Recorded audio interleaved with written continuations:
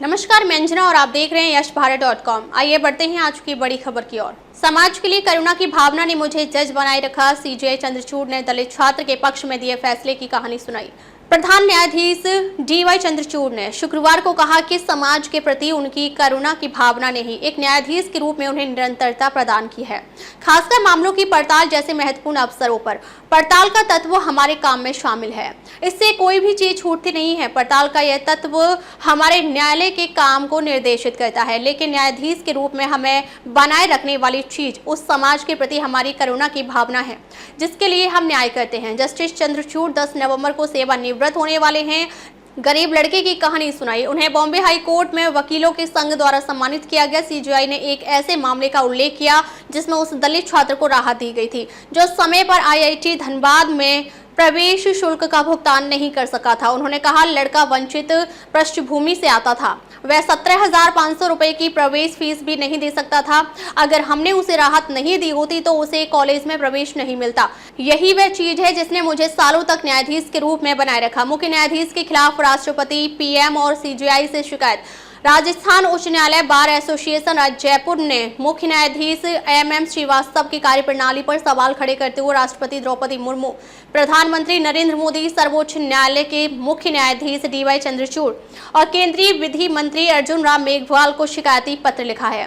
बार ने उच्च न्यायालय प्रशासन की ओर से शुक्रवार को आयोजित हुई दिवाली स्नेह मिलन का भी बहिष्कार किया और बार ने वकीलों के लिए अलग से स्नेह मिलन आयोजित किया। शुक्रवार को उच्च न्यायालय में दिवाली से पहले अंतिम कार्य दिवस था। अब उच्च न्यायालय में कामकाज 4 नवंबर से शुरू होगा। वकीलों ने उच्च न्यायालय की रोस्टर प्रणाली में सुधार करने, तत्काल मामलों को प्राथमिकता देने, बार में सुझावों को शामिल करने और वीडियो कॉन्फ्रेंसिंग के जरिए उच्च न्यायालय हाइब्रिड मोड में चलाने की मांग की है। साथ ही जमानत याचिकाओं के लिए विशेष बेंच गठित करने और शिकायत निवारण कमेटी बैठक नियमित करने की भी मांग की है। 3000 से अधिक जमानत याचिका लंबित। उच्च न्यायालय बार एसोसिएशन के अध्यक्ष प्रहलाद शर्मा ने बताया कि उच्च न्यायालय में 3000 से अधिक जमानत याचिका लंबित है।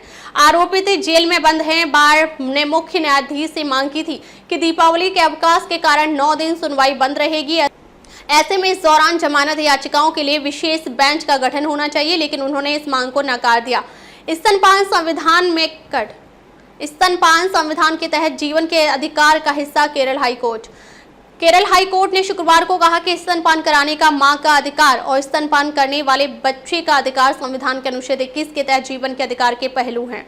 अदालत ने बाल कल्याण समिति यानी CWC के उस आदेश को खारिज कर दिया जिसमें स्तनपान करने वाले बच्चों को अदालत ने बाल कल्याण समिति यानी CWC के उस आदेश को खारिज कर दिया जिसमें स्तनपान करने वाले बच्चों की कस्टडी उसके पिता को सौंप दी गई थी। CWC ने बच्चों की कस्टडी पिता को सौंप दी थी क्योंकि उसका मानना था कि बच्चा अपनी मां के साथ सुरक्षित नहीं रहेगा क्योंकि मां अपने ससुर के साथ भाग गई थी।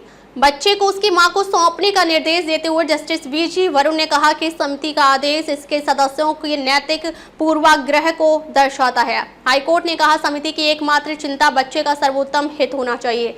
बच्चे की मां ने अपने पति के अलावा किसी अन्य व्यक्ति के साथ रहने का विकल्प चुना है, यह समिति की चिंता का विषय नहीं है। अब तक के लिए बस इतना ही। फिर मिलते हैं कैसी ही बड़ी खबर के साथ। तब तक के लिए नमस्कार और देखते रहिए यशभारत.com।